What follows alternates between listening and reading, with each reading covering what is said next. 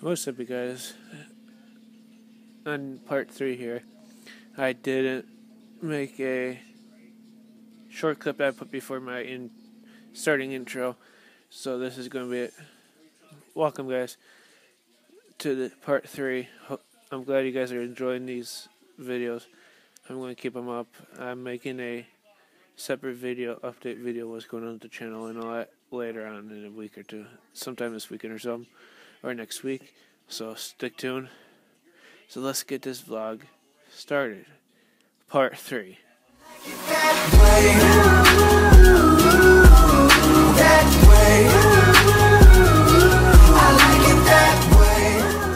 Ladies and gentlemen, my name is Private Francisco of British Army. I am part of the King's 8th Regiment of Foot. You can tell I'm in the King's 8th Regiment of Foot because on my red coat I have 42 buttons, and all of them say KS8. I have little rectangles. Those are known as lace, and they're in a certain pattern that lets you know that I am part of the King's 8th Regiment. On my hat, I have another button, and it says KS8 to let you know that I'm in the King's 8th Regiment. So I really want people to know that I'm part of the King's 8th Regiment. Now, on my red uniform, as you can all see, I have royal blue cuffs and royal blue facings. This represents, and this means, that I am a royal regiment. It means the king has found favor in my regiment. So, we wear the royal blue of the king. My hat, it is a cocked hat. And I have a funny looking thing here that looks a lot like a bow. This, in fact, is called a cockade. It is black. British soldiers wear black cockades. If you were to see a soldier and he had a green cockade, he would be a German. If he had a red, a Spanish. If he had white, he would be a French soldier. And if he had no cockade at all, he's most likely a rebel. So you'd want to stay away from rebels. All the subjects of the crown who are caught with rebels can be executed. Now, my uniform is made out of wool. I have a wool regimental coat, a wool waistcoat, wool breeches, and wool socks. Everything's wool. The reason for my wool is because in the winter, I want to be warm. I only have one uniform, so I must wear this uniform all year round. And so, when it comes to winter time and it gets about 10 degrees below zero, 15 degrees below zero in some places, I want to be warm. So I wear this uniform. Now, on a day like this, when it's humid, it's hot, it's quite a burden. But it's all for the king, so enjoy it. Now, I'm equipped with a British brown vest, 75 caliber, flintlock, smoothbore musket. It fires a 69 caliber bullet or musket ball, and is not a rifle. This is a musket. Smoothbore means in the barrel, it's completely smooth. Rifles have what's known as rifling. Little tiny spiral going down the barrel to the bottom of it. This is completely smooth on the inside. The reason for rifling is to make the bullet spin, making it more accurate.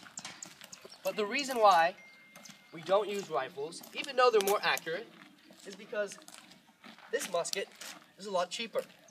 It's a lot cheaper than a rifle. Plus, I can fire this 4 times in a minute. A rifle, I can only fire once in a minute. So the king decided in his infinite wisdom to give us muskets, because he wants a higher rate of fire, and even though it's less accurate, he makes up for that inaccuracy by having whole regiments shooting at the same time.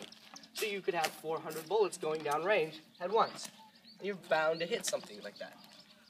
So, it's flintlock, which means the lock, this whole thing right here, is flint and steel.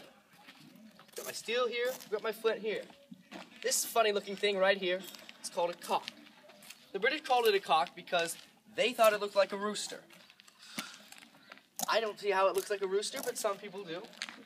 So it's called a cock. This is the cock of the gun. It's at the half-cock position right now, which means I'm not ready to fire.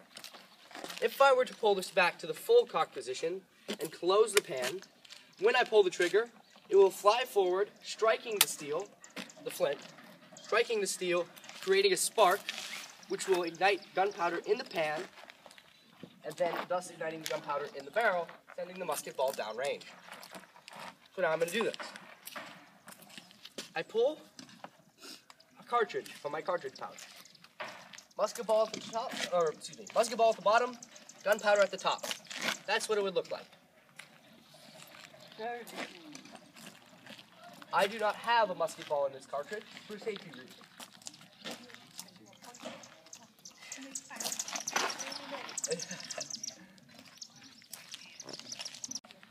So, that's what a cartridge would look like. This is what cartridge I'm going to fire. This is about 1/3 of the gunpowder they would have used. So the way, my cartridge is currently closed. The way I can open my cartridge, since I don't have a third hand, is by using my teeth. Now I bite off the top of the cartridge, spit it at something French, and pour a little gunpowder in the pan. I close the pan because when I'm in close order ranks with all my other soldiers, I'm going to be standing like this. And I close the pan because then I can just go like this. Because if the pan were to be open, obviously the gunpowder would fall out.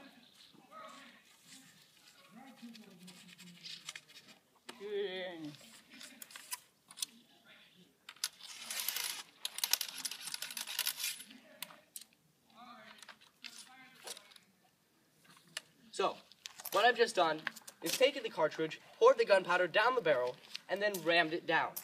The reason for the ramming is because the wadding wouldn't go all the way down by itself. So we needed something that would make it go down all the way by itself. Plus, the wadding holds the musket ball in. So that way if I accidentally go like this, nothing's going to fall out. So I use what's known as a ramrod. This is my ramrod. It's a metal rod, and I use it to ram things. So that's why they call it a ramrod. It's pretty simple.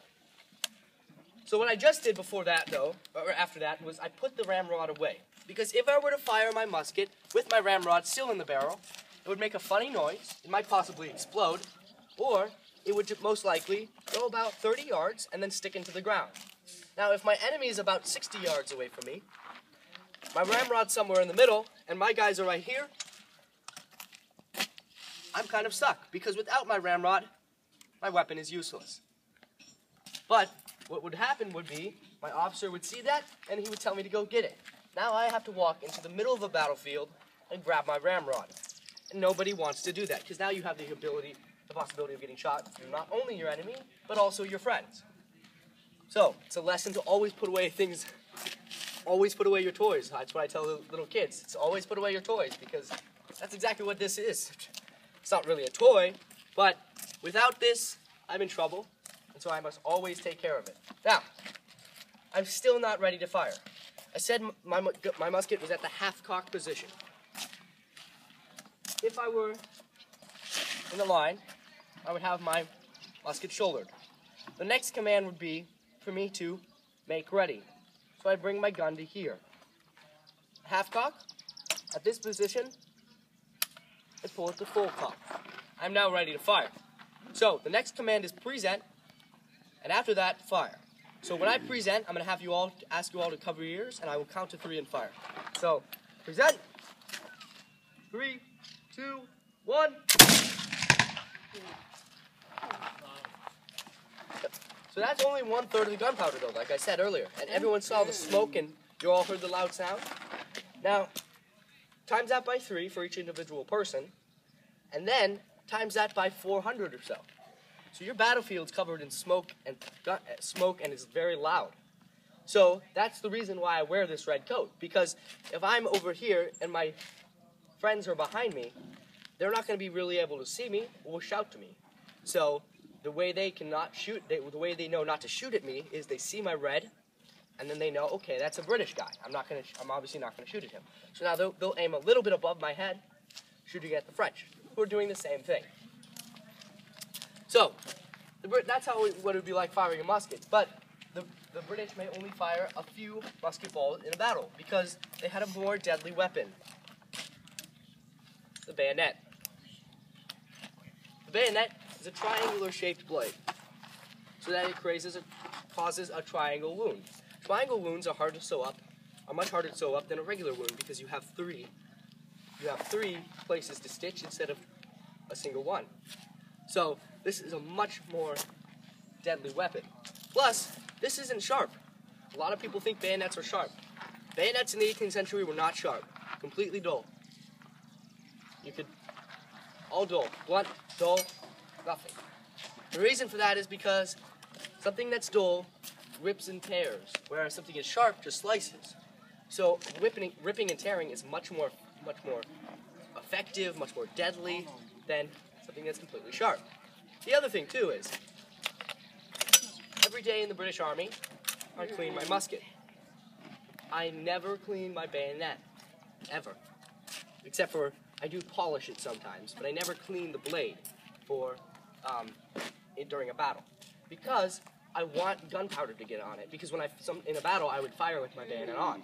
I want gunpowder to get on it, I want it to get rusty, because when I stab an enemy, they're now going to get infection. And there's only two ways to deal with infection in my time, an easy way and a hard way. The hard way is, if I get stabbed in the leg, is my leg has to come off. The easy way is, I die. So, when your enemy fixes bayonets and comes charging at you, the smart person runs. So that's how the British would win many battles, because they were so intimidating with their bayonet use. So, that's how the British would end many battles, and that's how I'm going to end my demonstration. And if you have any questions, I will take them now. I have one. Yes? You have 3 more ammunition in there. You said you can do it every 4 shots. No, so it's not that I have 4 rounds in the barrel. It's that I can reload and fire this every 15 seconds. So I can take another one out, reload, do all the same things that I just did in 15 seconds. Whereas a rifle, you have to actually screw the bullet down so that it's in the rifling. So that takes about a minute. So yeah, it's not that I have 4 rounds in the chamber at once, but it's that I can fire 4 rounds in a minute. Thank you. Yes, question? What happens if the enemy wears a red coat? Well, okay, well there's a lot of different ways. So the French did wear red coats. Some French did wear red coats, different styles, different regiments. But the thing is, if you see the red coat, the back to you, if you see the back of a red coat to you, you're going to know that that's someone facing that direction. So that's one way. But also, how I mentioned this cockade, if you were to see someone in a red coat from far away, and you may say, oh, okay, that's a British soldier. But if you see like a white or a green cockade on his uniform, you're going to know, oh, that's either a German or a Frenchman. So this is the real way of telling a British soldier, because this is the classic way everyone hears of the red coats and polo veer, I assume. But this is not the main way of knowing that it's a British soldier. Yeah. So, all right. Well, I hope you all have a wonderful day, and I hope you enjoy your rest of your time at Fort Niagara. Thank you. Yep.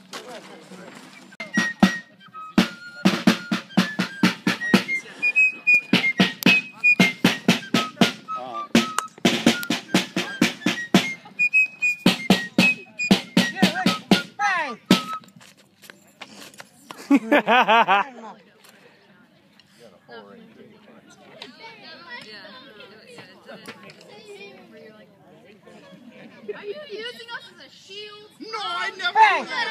No. You gotta die! You missed. Yeah. You missed again. Get See him, what Clifford. y'all do? Yes. Get him under control. He's a crazy. Well, he sort of got you when you were walking towards the other way. Thinking about getting an order of protection for him. Denied. Hey, you! Bang! Oh, he's a back shooter too. Bang! I got you there.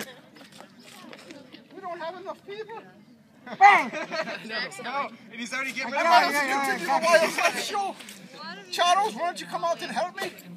You know what, I'm in my own party. You're going to leave me out here alone to deal with Do it again. And we have a policy. Bang! Oh, he shot me head off. Hiya! There's a hole right through it. Got him. Don't actually hit me in the face. This is a He's good giving time you a stink eye, Clifford. to keep it at peace. take it as slow as you want. You know? Okay. He's locked. Hey, please. Shoot him! Bang. He's shooting everybody. What? He's out of hand. Have you ever seen the likes of that rascal? Oh! More than once. More than once. More than once you've seen him. Yes, sir. He's got quite a show going on here. Closer, so I don't have to yell as much. I'd appreciate that. Bless you. It's a little unorthodox having the prisoner at the fort do the cannon demonstration, I know. But we're going to try and explain how this lovely crew behind me, all from the King's 8th Regiment, would load and fire a 3-pound bronze cannon. Does it look like it's 3 pounds? So what are we talking about when we say it's a 3-pound cannon? Where are we getting that from? Cannonball is 3 pounds. The cannonball that we're going to fire out of this cannon weighs 3 pounds. And that's how we're going to size cannons. That's how we're going to size cannons at that time, is by the weight of the ball that the gun would throw out of it. So, typically, this cannon would be fired by an artilleryman, by the Royal Artillery, and there was some Royal Artillery here at the fort during the Revolutionary War. That's the period that we're doing today. The 8th Regiment of Foot is behind me. There was not enough of Royal Artillery to actually man all the cannons at the fort, so it wouldn't have been uncommon for British infantry like themselves to be trained on the gun and to fire the gun. This 3-pound bronze gun is called the Grasshopper. That's because when it does fire, back then, not today, thankfully, the gun would actually lift up and kick back 6 to 8 feet. So you would need 6 men to man out the piece to crew it, and 6 men to actually move the gun back into place and prep it for the next shot. Today, we're not going to have 12 guys to fire this. We're going to have, well, 5 and a prisoner. Will you take that? All right, that's what we got today. We're going to do it. So, speaking of the 8th Regiment of Foot, you can see we have 3 infantrymen that are with us today. They were here from 1774 to 1785, 11 long years, the whole Revolutionary War. The 8th is here. And we have 2 musicians from the 8th Regiment of Foot that have joined us on the crew today. My friend Jackie over there. You're lightening the day for sure, Jackie. But they are musicians. You can tell that they are the peacocks of the infantry anyways, right? And they can tell you all about it at their demonstration if you go see them in the lower guard room of the castle. We also have joining us a grenadier. Grenadier, also from the 8th Regiment of Foot, dressed a little differently than our hatmen here from the line company. He has a bearskin cap. He has bombs on his turnback to show that he's a grenadier. And I always have to say this part quietly so he doesn't hear. But once a year, grenadiers will be picked out from the rest of the company for their size, their veteran service, their strength, and their courage. So the Grenadier Company, Chris is going to represent for us today. But getting back to the gun. This 3-pound cannonball that we're talking about does not explode. This is a solid shot that's going to come out of the gun. Does this ball look very threatening to you?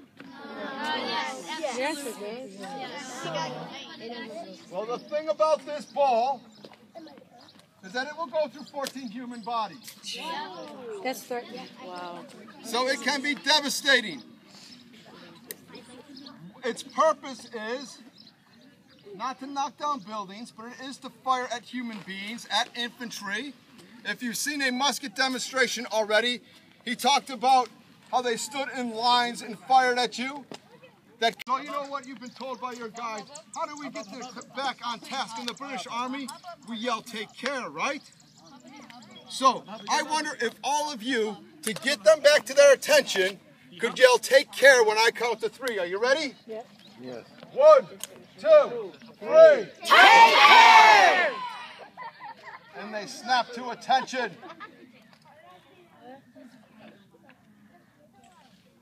Now, we have to go through our steps properly. So the first step, or the order, is 10 vent.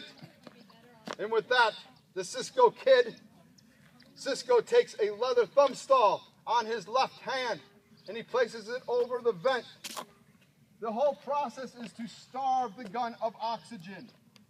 If there's no oxygen in the gun from the last shot, the embers will be extinguished. There will be no fire because you need oxygen for fire. So in order to make the gun safe, he begins by placing his left thumb over the vent, which is a small hole that runs through the bronze gun to the charge. Search, peace. And with that, Chris is going to take the wad hook or worm, run it down the barrel. He's looking for anything left of the previous shot, whether it's some of that wool bag, remnants of the sabot, or today, pieces of gum, pop cans, birds, whatever people throw down there, we have to find before we fire the gun. The next one is sponge piece. And with that, Jake is going to take a wet sponge, run it down the gun. He's going to pull it out and get a popping sound. That popping sound is critical because that popping sound means we have created a vacuum. In a vacuum, there cannot be fire because there's no oxygen. So, we know the gun is now safe. Now, just to backtrack a little bit, can I have Chris turn around with the wad hook or worm? That wiry piece he's got at the end. He's rotating, when he searches, he's going to rotate the gun, or the wooden pole, with his fingers only, not his thumbs wrapped around it. You see how he's doing it? That's in case the gun accidentally goes off. That'll fly through his hands. No, just that part. That'll fly through his hands and not hurt him. If he's hanging onto that wooden pole and the gun goes off, then he goes flying, which we do not want, all right? So everything we do on the gun is also left-handed. You'll notice when we load the gun, it's left-handed. When he's putting his thumb on the back vent, it's with his left hand. That's because the left hand in the 18th century is deemed unimportant. I know. What about you left-handers out there, right?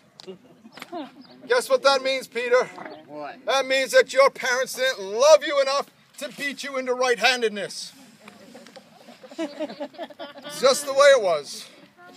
So if the gun accidentally goes off, anything dangerous, you lose your left hand, and you can still use your good right hand that all the good boys and girls have to use. All right, now where were we? Handle charge is going to be the next one. And with that, Tatiana is our master of the box. She's going to select the proper round for the box, whether we're firing at a ship or infantry. She's going to pull out that 3-pound ball because we're firing at infantry today. She gives it to our monkey. Our powder monkey is Susanna. Monkeys were usually smaller young men with a sword. Today we've got a sword, so if she bends over, it looks like she's got a tail like a monkey. And they were quick like monkeys, hence the term powder monkeys. And the next word is advanced charge. Susanna runs it up to the gun, hands it off to Chris, and runs back because Susanna is the smartest person on that crew. She gets away from a gun that's going to be hot in a second and could accidentally go off. Load! Chris takes the shot, he puts it down the barrel with his left hand again. Ram down. And with that, Jake is going to take the other end of the sponge and ram the charge to the back of the barrel where it's ready to be prick and prime. Now, Cisco has taken a brass needle. He's run it down the vent hole. He's actually punctured the bag that the powder is in, and he's run a small trail of gunpowder to the charge inside. We now have a way to light that. So the next order is gun crew, make ready! And there's Crazy Jack. He's the only one that doesn't step away from the gun because he's got the linstock. He's got a pole that has a piece of cotton cord soaked in potassium nitrate and vinegar so that when it's on fire, it burns to the heat of like a cigarette end. It's not a flame, it's a burning glow. That's very hot. And then when we say fire, Jack lowers the lint stock, touches that powder, boom, the gun goes off. And then we have to repeat the whole process again to fire the gun. The muskets, they're so-so. But the artillery, very accurate. Are we ready? Gun crew, take care. 10 bent. Search piece. Sponge. Oh, yeah, sit down. Oh, there you go. Handle charge. Advance charge.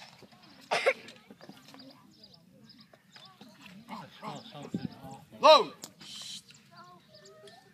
Ram down.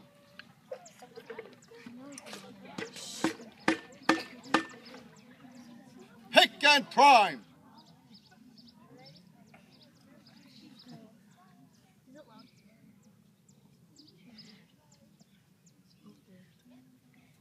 Gun crew, make ready!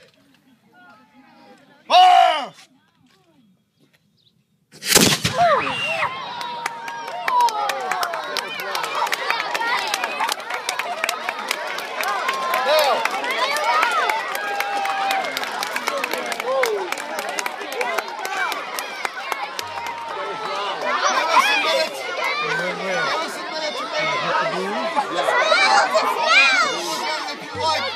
Pictures, ask questions.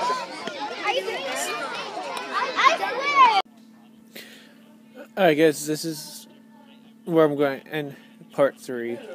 Final part 3. I hope you guys enjoyed. Don't forget to like, subscribe, comment, share, and turn notification bell on. And I will see you guys on the next video. Peace!